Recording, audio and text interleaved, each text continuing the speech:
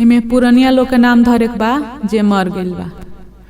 बोले लीजे सांझा माई केकरा घरे जाई त के मोरे सांझा मानाई। बोले लीजे सांझा माई केकरा घरे जाई त के मोरे सांझा मानाई। बोले ले पुरनिया बाबा हमरा घरे आई त हमरा और सांझा मानाई।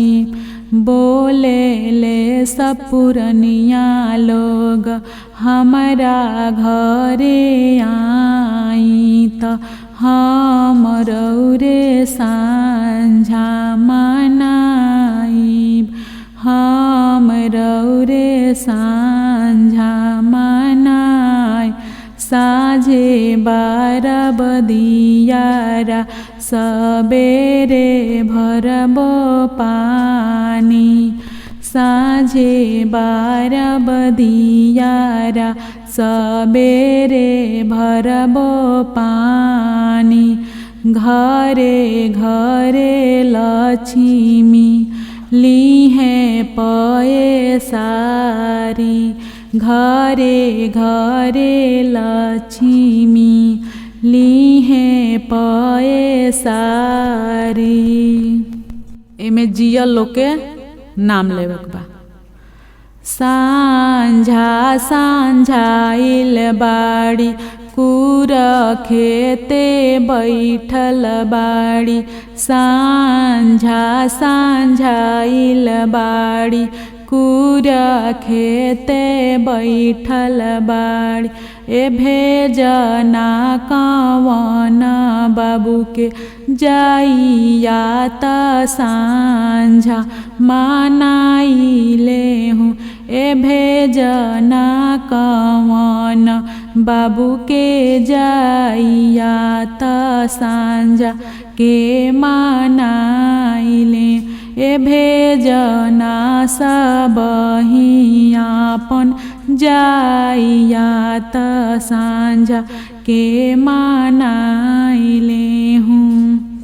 भर माथे तेल कैली भर मांगे से नूर कैली। भर माथे तेल कैली भर मांगे से नूर कैली। ए भेजना कवन बाबू जाइया त सांझा मानाइले हूँ। ए भेजना कवन बाबू अपन जाइया त सांझा मानाइले हूँ। ब्रह्मा ही विष्णु महेश इहे तीनों तुलाई। ब्रह्मा ही विष्णु महेश इहे तीनों तुलाई। तीनों मिली भगतन यागर हाथे चंवर डोले। तीनों मिली भगतन यागर हाथे चंवर डोले। मैं पुरनिया लोग के 3 जना का नाम एक साथ धराई। देहूँ ना ए तीनों मिली देहूँ आशीष दुल्हा दुल्हन जुगे जिए। ए तीनों मिली देहूँ आशीष दुल्हा दुल्हन लाखे जिए। लाखे जिए सरीखे जिए। ए सरीखे जिए कवन दुल्हा शुभ कवन शुभ सोहाग बड़ ए जुगे जिए सरीखे जिए कवन दुल्हा कवन शुभ सोहाग बाढ़े। लक्ष्मी चलेली सरासरी डगर डगर करे लक्ष्मी चलेली सरासरी डगर डगर करे ए कवन हयान रामया वासता हारे हमाओल रब ए कवन हयान रामया वासता हारे हमाओल रब। एमे जियता लोग के नाम धरे के बा।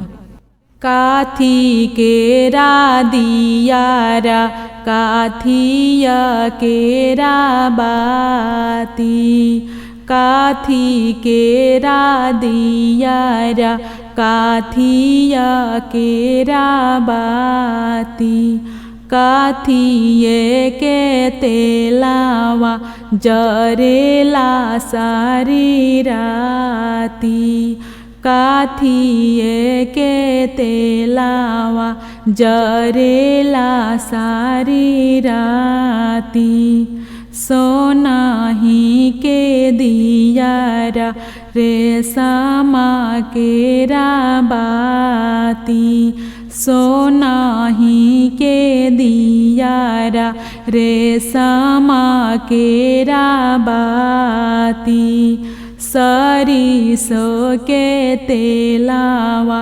जरेला सारी राती सरसो के तेलावा जरेला सारी राती ताही तरा दुल्हा दुल्हन खेले जुआवा सारी ताही तरा दुल्हा दुल्हन खेले जुआवा सारी जरी गईले तेलावा सपूरन भइले बाती जरी गईले तेलावा सपूरन भइले बाती जांघिया कावना शुभवा गईलिया लासाई